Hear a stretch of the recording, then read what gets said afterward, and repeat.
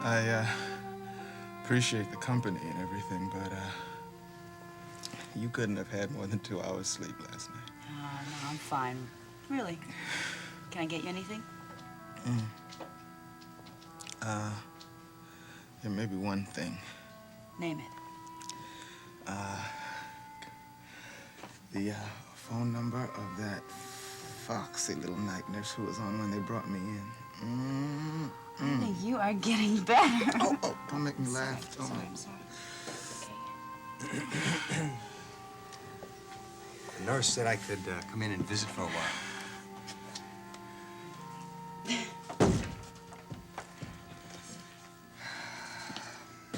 Hey, how you feeling? I'm, okay.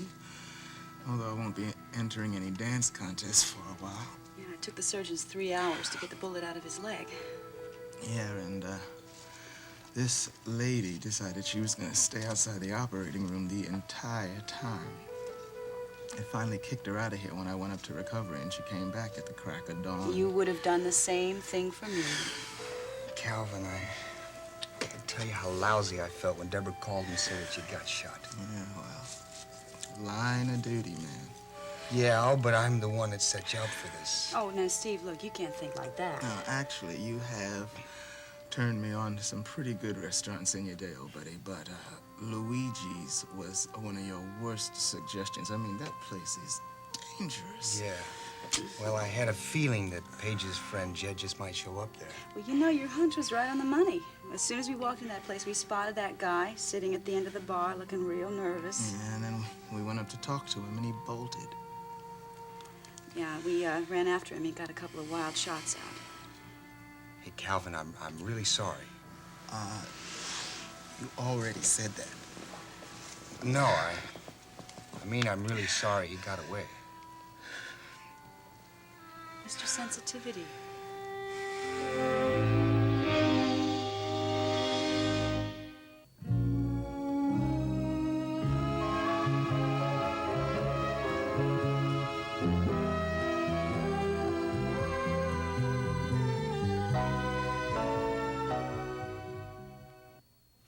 Steve Guthrie turns Paige into a clay pigeon, and you give him an Oscar for his performance. You know, this arguing is senseless. It's over and done with. Guthrie didn't do anything out of line, Brian. Dad, if anything would have happened to Paige, it would have been your fault. And the second he suggested taking Paige out, you should have forbidden it. Brian, it was my idea. You can't expect Paige to stay locked up in this house forever. Look, the more Paige goes out, the better the chances are one of those creeps is going to get to her, and she won't be coming back. Well, that's a cheery idea. Brian, there is nothing wrong with Steve and Paige going out to dinner. They're going to be seeing a lot of each other. It's a good idea for them to get acquainted. They could have talked the night away right here instead of some dimly lit restaurant. Jealous? Paige, aren't you at least sore at this guy for lying to you, for saying he was going to take you to one restaurant and then taking you to another? Brian, I lied to him first. Yes, that's right. It was Paige who was trying to be clever, not Guthrie. As soon as I found out what restaurant we were going to, I called Jed and told him. I guess it was one of the least clever ideas I ever had. Don't worry. You don't deserve any medals either. You've been a damn fool. Why, thank you, Brian. At least I admit it. See, if nothing else, Paige has learned a valuable lesson. She knows that she can't trust any of these so-called friends again. Oh, I'm not so sure about that, Dad. Ask her how she feels about Mr. Tobias. Brian, if you just think about this for a minute, you'll give Guthrie credit for what he did. Not only did he keep Paige out of the line of fire, he set a trap for one of these assassins. The trap didn't work, though, did it? But that's not his fault. Maybe the next one will. There's not going to be a next one. How do you know? Dad, don't you see? Steve Guthrie isn't simply interested in protecting Paige. He wants to catch these ex-buddies of hers. Well, and then what is wrong with that? That is not the job he was hired for. Ah, Brian. Brian, you were the one that wanted me to have a bodyguard. A bodyguard, yes. Not a policeman who's willing to use you as some kind of decoy. Brian, you know as much about this bodyguard business as I do, which is nothing. Now, as long as Guthrie doesn't tell me how to do my job, making movies, I'm not going to tell him how to do his. If you had done some listening, Dad, it might not have been 5 years since you made your last picture. I'm sorry. Guthrie's actions last night were proper. He took every precaution to ensure Paige's safety. He is playing games with Paige's safety. Can't you see that? Brian, I thought we were trying to give Paige here a sense of security. Now, the one thing we don't need around here is an alarmist. I don't like your attitude. Well, I don't like Steve Guthrie's. He's more concerned with helping the police than he is with keeping Paige alive.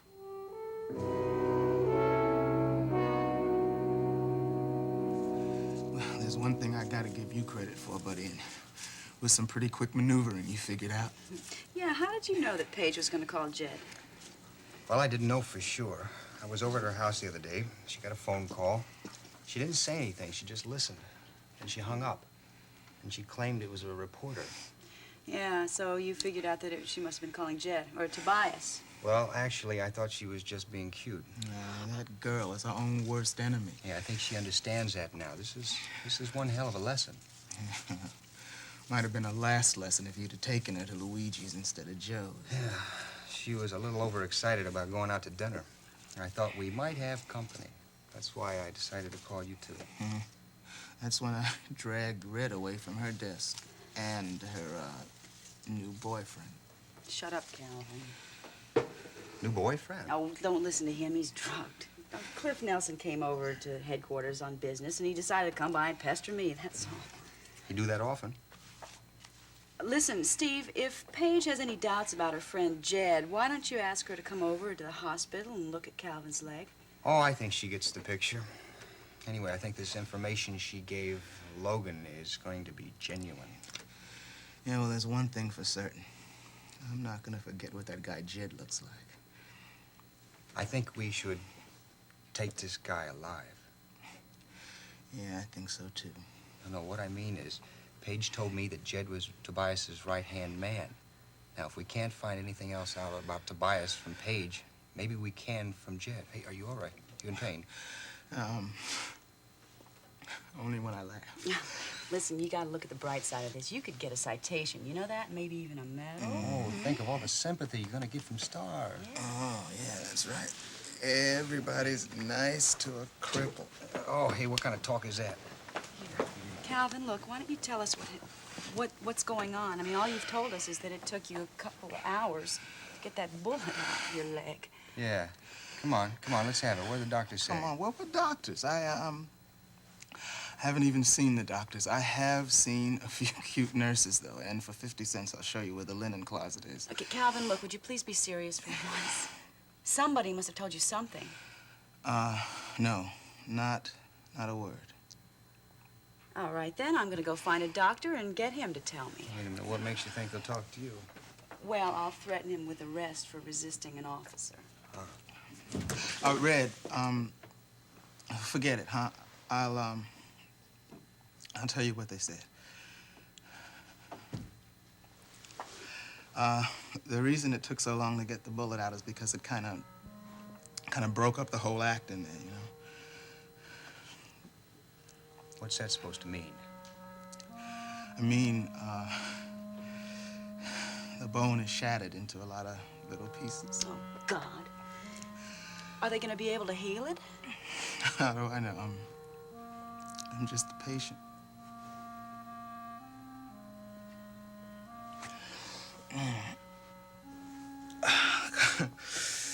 Come on, you guys. What's all the long faces?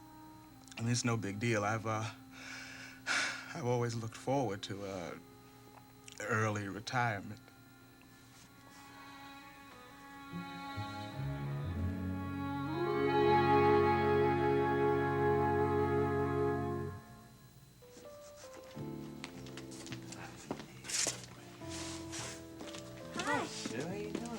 How's the pool? Fun. What about play tennis? Yeah, that's good change. Excuse me. If you have any valuables you prefer not to leave in your room, we do have a vault. Well, I think we left all the family jewels at home, didn't we? Very Yeah, good, I think sir. so. Here's your room key. Lost your pen. Thank you. And I'll make sure Bellhop takes your luggage up to your room. Thanks very much. Enjoy your stay at the Park Palace. Thank you. Thank you. Well, look who's here. Raven, Logan, hello. How long you been here? Oh, not long. We just checked in. We were on our way to our room. Did you know we were coming? Oh, yes. April told us about your plans. Oh, April, she was so sweet. She's taking care of Jamie so that we could be here. Maybe we ought to call them, tell them we arrived safely, and see how Jamie's getting along. Okay? Logan, we only left Jamie 3 hours ago. The way he worries, you'd think Jamie was made out of bone china. Still, it would have been nice if he could have stayed with us. The Kavanaughs have a little boy, and they didn't worry about leaving him for the weekend. It's never easy to leave him, but Mrs. Goodman's a very competent babysitter. Well, I think Jamie's in very good hands with Auntie April. You know, she's very good with him. It's a shame that this is the closest she'll ever come to having a baby. Why don't we register, huh? Okay. I'd like a drink. There's a bar right over here. Would you like to join us, please? That'd be a Sure, good why not? idea. Okay, Let me good. stash this. I'll be right with you. I think it's just great the way 2 hard-working men like Miles and Logan take the time out to come here and relax. Hey, now, it was your idea to come up here this weekend. My party's nominating convention's not that far away. I ought to be back in Monticello mending my political fences. No, you don't. You can do that Monday morning. Did you have a hard time getting Miles up here? Well, our plans were a little bit spur of the moment. Yeah, it wasn't for the generosity of Nicole's boss, we wouldn't be here at all. Margot and Elliot were going to spend the weekend here. Margot made the reservations, but she forgot about prior commitment she had to a broadcasters convention. Yes, Elliot told us that. We were at the Unicorn a few nights ago. He said Margot couldn't come, but he's going to come anyway, get a little rest. Listen, with all these residents of Monticello here, you might be able to start your re-election campaign anyway. Sure, got a sandwich board and a funny hat. Give a speech in the lobby. No, I think campaigning in these surroundings would probably be considered cruel and unusual punishment, wouldn't you? We all are going to have a wonderful time. Right. They say this hotel has something for everybody. I'm going to be on that golf course as soon as we get settled in the room. Hey, would you care to join me? No, I appreciate the offer, but I think I'll pass. Well, you don't know what you're missing. I was elected Duffer of the Year at Yes, the office tournament. You wouldn't have any trouble beating me. I'm one of the few doctors who do not subscribe to the idea that if it's Wednesday, I must be on the golf course. Good for you, because I've never understood men's fascination with taking a bent stick and whacking around a ball into a little hole. I didn't know you understood the subtleties of the game that well. You can be my partner. We haven't even checked in yet. Already my husband is deserting me. I'll only play 9 holes. I promise. That way I'm sure to break 100. What am I going to do while you're gone? Look, I'm serious. You can come with me. Oh, no thank you, no thank you. That is not my game. Waiter? Oh, yes. Hi, how are you? Hi. Could you please bring us over a nice cold pitcher of iced tea? Iced tea.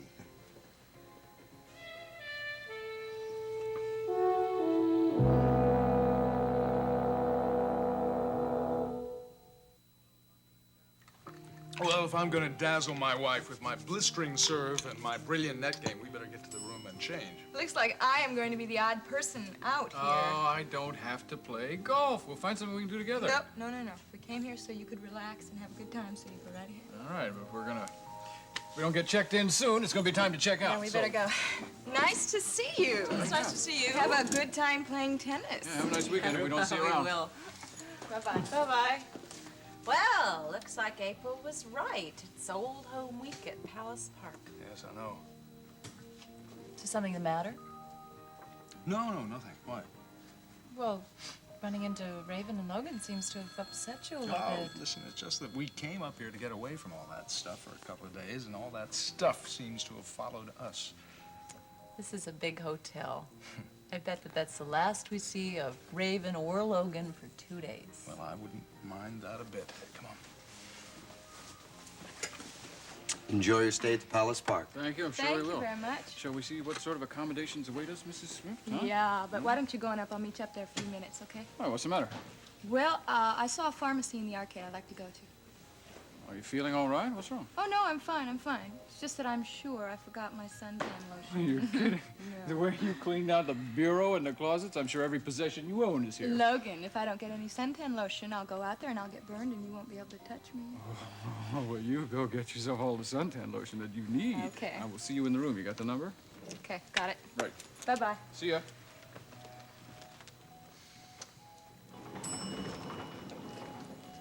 Excuse me. What can I do for you, ma'am? I was wondering if my cousin checked in. His name is Dorn, Elliot Dorn. Let me check. Yes, he's arrived. Great. What's his room number? 615. Thank you.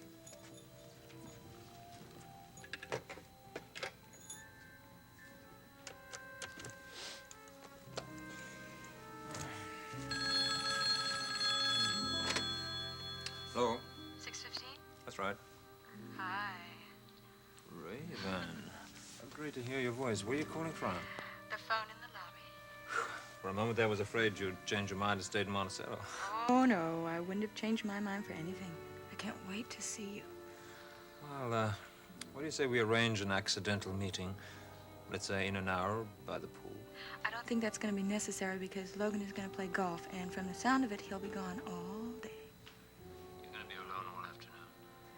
Well, I won't be with Logan, but I hope I won't be alone. You have my room number.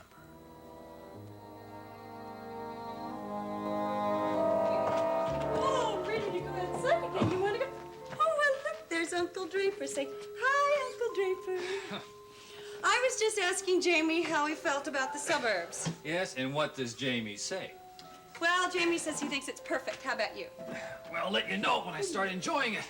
Oh, baby, I'm sorry. Look, I know I really meant to be more help to you, but, well, Jamie just loves it outside. You know, he's really alert and he loves seeing all the new experiences. Don't worry about it. When I found out that Jamie was going to be the house guest, I assumed you'd be spending all your time with him. Well, look, I promise, as soon as he looks the least bit tired, I'll take him up and put him in the crib, see if he wants to take a nap. Well, look, you've got to admit he's about the most ideal house guest we could ever have. The place is a mess, and he hasn't said a word. Yeah. Look, I'm going to go upstairs and deal with those boxes. Well, packing or unpacking? And what's that supposed to mean?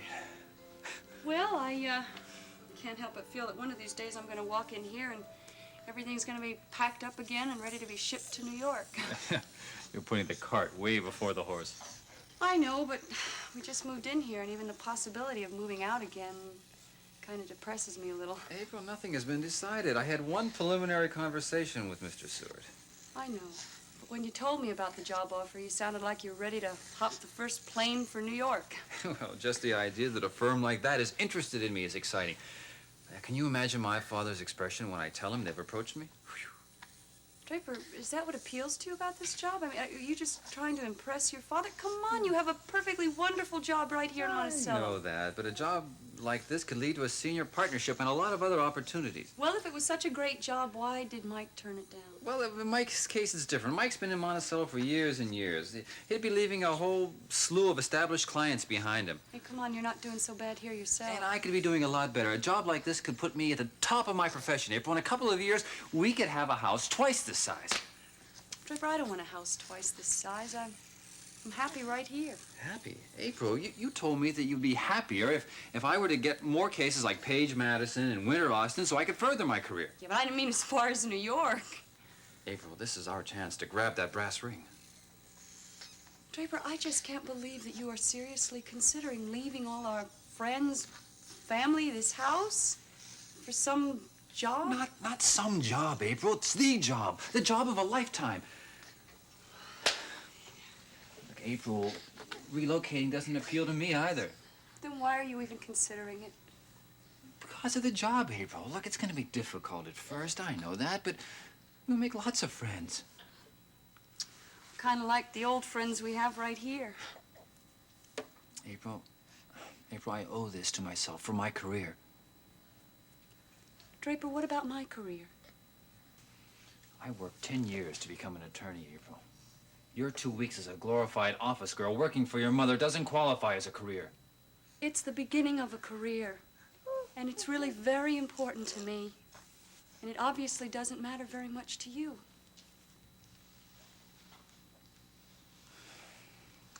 Why don't you go outside and play with Jamie?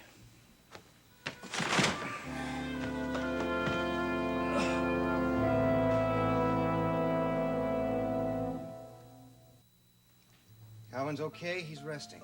Is he gonna be all right? He's a tough bird. He'll be all right. He probably hates me. I mean, I'm the reason why he was shot at. No, he's not blaming anybody for what happened last night. He was just doing his job. That's more than I can say for you, Steve. If you'd been doing your job, no one would have gotten hurt. I'm sorry? Look, you were hired to ensure Paige's safety, and all you did was put her in danger. Brian, what do you suggest I do? Put Paige in a room, lock the door, stand outside with a shotgun? Better that than that stunt you pulled last night. Is that what you want, Paige? Want me to be your jailer? No, I just want this whole mess to be over with. Just what do you plan to do the next time you take her out? Put a target on her back? Brian, you're trying to make it sound like I don't give a damn about what happens to Paige. Look, Steve, there are a pack of killers out there just waiting to get their hands on Paige, and you practically sent them an engraved invitation. Brian, they have been very persistent. And just because they failed, they're not going to pack their bags and go home. The only way we can assure Paige's safety is by making sure we catch these clowns. Catching these clowns is not your job. We are paying you to make sure nothing happens to Paige until the police can round up that bunch. That's exactly what I've been doing. So what you're doing is making sure your buddies are getting some commendations for catching these creeps. Using Paige as bait for your little trap doesn't seem to bother you one bit. Brian, I'll do what I think is best to protect Paige. You still got a cop mentality, Guthrie. Now, you want to play cops and robbers, you go back to the police force. Stop this! Don't you think there's enough tension in this house without the two of you jumping down each other's throats? Paige, can't you see what I do see, Brian, thanks to Steve. Now, I thought Jed was my friend, and I was very angry with Steve for tricking me. But Jed is out to kill me, and he's very clever. But as smart as Jed is, Steve is smarter. Oh. I see. Now, your concern is very flattering, but, Brian, you're wrong. As wrong as I was. Yeah. I guess it's pretty hard for me to be right in this house, isn't it? Well, you know something?